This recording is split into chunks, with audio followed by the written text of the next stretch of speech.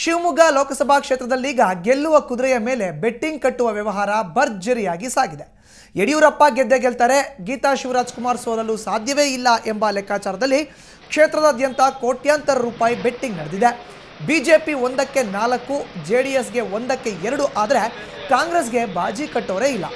ತಮ್ಮ ನೆಚ್ಚಿನ ಅಭ್ಯರ್ಥಿಗಳ ಪರವಾಗಿ ಬೆಟ್ಟಿಂಗ್ ಜೋರಾಗಿದ್ದು, ಇದರಲ್ಲೂ ಮಾಜಿ ಸಿಎಂ ಬಿಎಸ್ ಯಡಿಯೂರಪ್ಪ ಮೊದಲ ಸ್ಥಾನ ಕಾಯ್ದುಕೊಂಡ್ರೆ ಜೆಡಿಎಸ್ನ ಗೀತಾ ಶಿವರಾಜಕುಮಾರ್ 2ನೇ ಸ್ಥಾನದಲ್ಲಿದ್ದಾರೆ.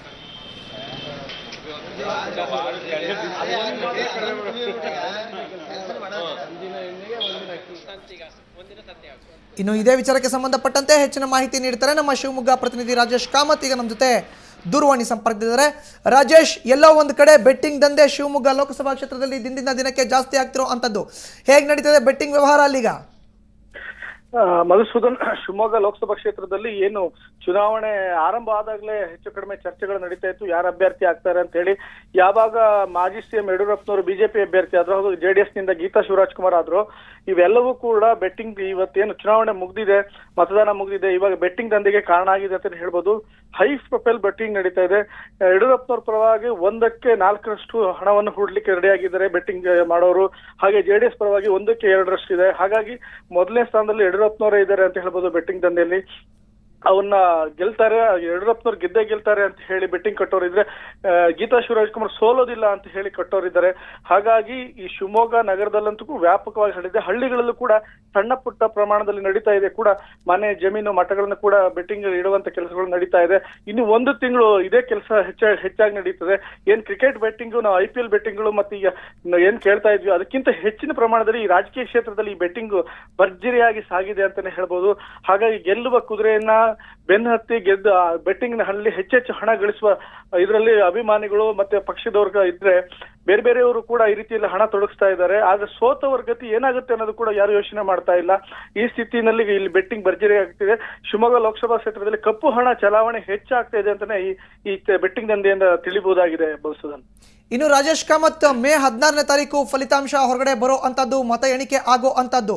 ಆದ್ರೆ ಇನ್ನು ಚುನಾವಣೆ ಕಳೆದು ಕೇವಲ ಒಂದು 4-5 ದಿನಗಳ ಕಳೆಯೋ ಅಷ್ಟೊತ್ತಿಗಾಗಲೇ ಬೆಟ್ಟಿಂಗ್ ದಂಧೆ ಆರಂಭವಾಗಿದೆ. ಅಂದ್ರೆ ಅಂದಾಜು ಮೇ 16ನೇ ತಾರೀಕು ತನಕ ಇನ್ನು ಏನೇನು ಆಗಬಹುದು ಕ್ಷೇತ್ರದಲ್ಲಿ ಅಂತ?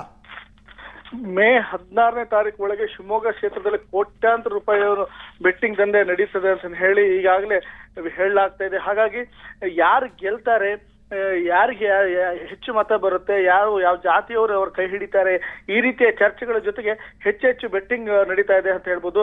ಗೀತಾ ಶಿವರಾಜಕುಮಾರ್ ಪರ ಬಂಗಾರಪ್ಪ ಅಭಿಮಾನಿಗಳು, ರಾಜ ಅಭಿಮಾನಿಗಳು ಈ ರೀತಿ ಬೆಟ್ಟಿಂಗ್ ನಲ್ಲಿ ಜೆಡಿಎಸ್ ನ ಕಾರ್ಯಕರ್ತರು ತೊಡಗಿದ್ರೆ, ಬಿಜೆಪಿ ಪರವಾಗಿ ಯಡಿಯೂರಪ್ಪ ಅಭಿಮಾನಿಗಳು ಕೂಡ ತೊಡಗಿದ್ದಾರೆ ಅಂತಾನೆ ಹೇಳ್ಬೋದು. ಈ ರೀತಿ ಅಂದ್ರೆ ಗೆಲ್ಲುವ ಕುದುರೆ ಯಾರು ಅನ್ನೋದನ್ನ ಅವ್ರು ಲಕ್ಷಗಟ್ಟಲೆ ಹಣವನ್ನು ಕಟ್ತಾ ಇದ್ದಾರೆ. ಹಾಗಾಗಿ ಕೋಟ್ಯಾಂತರ ರೂಪಾಯಿ ಹಣ ಈ ಬಾರಿ ಕಪ್ಪು ಹಣ ಇಲ್ಲಿ ಚಲಾವಣೆ ಆಗುತ್ತೆ ಅಂತಾನೆ ವಿಶ್ಲೇಷಣೆ ಮಾಡಲಾಗ್ತಾ ಇದೆ.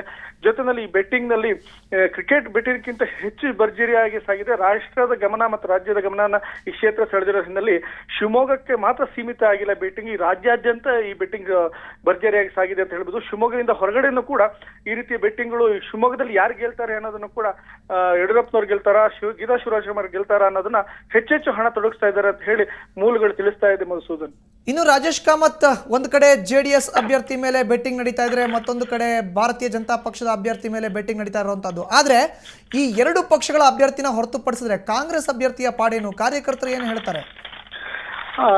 ಪ್ರಮುಖವಾಗಿ ಶಿವಮೊಗ್ಗ ಲೋಕಸಭಾ ಕ್ಷೇತ್ರದಲ್ಲಿ ಈಗೇನು ಯಡಿಯೂರಪ್ಪನವರು ವರ್ಸಸ್ ಗೀತಾ ಶಿವರಾಜಕುಮಾರ್ ಅನ್ನೋ ವಾತಾವರಣ ಹೆಚ್ಚಾಗಿ ಮೂಡ್ ಬಂದಿದೆ. ಮತ್ತೆ ಕಾಂಗ್ರೆಸ್ ಅಭ್ಯರ್ಥಿ ಮಂಜುನಾಥ್ ಭಂಡಾರಿ ಅವರು ಕೂಡ ಪ್ರಬಲ ಸ್ಪರ್ಧೆಯನ್ನು ನೀಡಿದ್ರು ಕೂಡ ಚುನಾವಣೆ ಮತದಾನ ಮುಗಿದ ನಂತರ ಅದರ ಚಿತ್ರಣ ಬದಲಾಗಿದೆ ಅಂತ ಹೇಳ್ಬೋದು. ಹಾಗಾಗಿ ಕಾಂಗ್ರೆಸ್ ಪರವಾಗಿ ಬೆಟ್ಟಿಂಗ್ ಅನ್ನ ಕಟ್ಟಲಿಕ್ಕೆ ಯಾರು ಮುಂದಾಗ್ತಿಲ್ಲ ಅನ್ನೋದು ಕೂಡ ಈ ಬೆಟ್ಟಿಂಗ್ ಬಾಜಿನಲ್ಲಿ ತೊಡಗಿರೋರು ಹೇಳ್ತಾರೆ. ಹಾಗಾಗಿ ಏನಿದ್ರು ಇಲ್ಲಿ ಫೈಟ್, ಚುನಾವಣೆಯಲ್ಲಿ ಹೇಗೆ ಪೈಪೋಟಿ ಇತ್ತು ಅದೇ ರೀತಿಯಲ್ಲಿ ಕೂಡ ಬೆಟ್ಟಿಂಗ್ ನಲ್ಲೂ ಕೂಡ ಪೈಪೋಟಿ ಹೆಚ್ಚಾಗಿ ಜೆಡಿಎಸ್ ಮತ್ತು ಬಿಜೆಪಿ ಮಧ್ಯೆ ಕಂಡು ಬರ್ತಾ ಇದೆ. ಅವ್ರ ಇಬ್ಬರಲ್ಲಿ ಯಾರು ಗೆಲ್ತಾರೆ ಅನ್ನೋದೇ ಹೆಚ್ಚಾಗಿದೆ. ಆದ್ರೆ ಒಂದು ಹಂತದಲ್ಲಿ ಒಂದು ಕೈ ಮೇಲೆ ಅಂದ್ರೆ ಯಡಿಯೂರಪ್ಪನವ್ರ ಪರವಾಗಿ ಇದೆ ಅಂತಾನೆ ಹೇಳ್ಬಹುದು. ಧನ್ಯವಾದ ರಾಜೇಶ್ ಕಾಮತ್ ನಿಮ್ಮ ಮಾಹಿತಿಗೆ.